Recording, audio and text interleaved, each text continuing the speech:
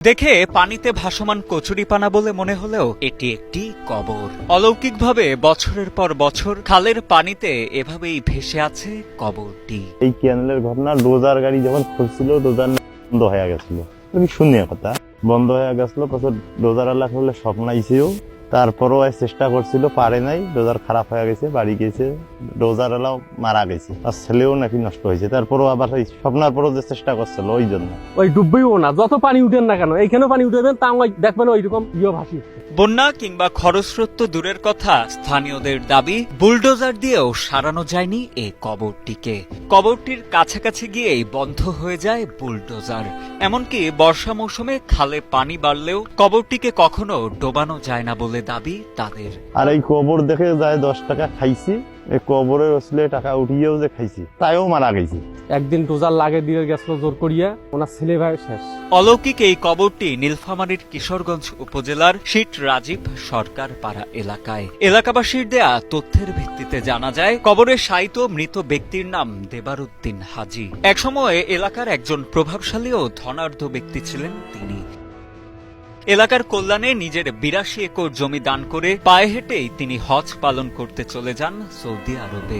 দেশে ফিরে শেষ নিঃশ্বাস ত্যাগ করলে পরিবারের লোকজন তার দাফন সম্পন্ন করেন তার নিজ জমিতেই। পরবর্তীতে 1984 সালে তিস্তা সেচ প্রকল্পের আওতায় খাল খনন করা হলে কবরটি পড়ে যায় খালের মাঝে। স্থানীয়রা জানান, সে সময় কবরটি স্থানান্তরের চেষ্টা করা হলেও ব্যর্থ হন সংশ্লিষ্টরা। সেই থেকে আজও কবরটি রয়ে গেছে খালের মাঝেই। বিস্ময়করভাবে খালের পানি বাড়লেও ভেসে থাকে কবরটি। আমরা যখন ছোটবেলায় এখানে গোসল করতাম, আমরা দেখতাম যে এই কবরটা ভেসে উঠতো একবারে। কবরের আশপাশে যে ঝাড় বা ইয়েগুলো আছে, ওগুলো সব কবরটা ভেসে ওঠে। আবার যখন মনে করেন পানি শুকিয়ে যায়, তখন কবরটা আর কি স্পাকে ডাবি যায়। তাই এখন এই কবরের যে জায়গাটা আছে, কোনো পরিবর্তন হয় না, যে জায়গাটা আছে ওই জায়গাটায়। তাই এটা এখানে অনেকে অনেক বিষয় নিয়ে এখানে আসে এবং অনেক মিডিয়াও এখানে আসে ইয়ে করছে। মূলত উনি একজন ভালো মানুষ ছিল এবং অলৌকিকভাবে যেটা জানা যায়, উনি একসময় নাকি অন্য জগতে ছিল, পরবর্তীতে উনি একজন ভালো পর্যায়ে চলে আসেন এবং উনি একজন ভালো আল্লাহ হন।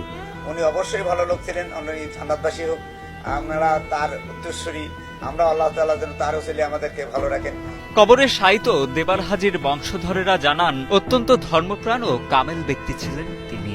কেউ কবরটির ক্ষতি করতে চাইলে স্বপ্নযোগে ভয় ভীতি প্রদর্শন ও ক্ষতি করার জনশ্রুতিও প্রচলিত আছে গ্রামটিতে। তাই কবরটির আশপাশে সচরাচর কেউ যান না বলেও জানান এলাকার অনেকে।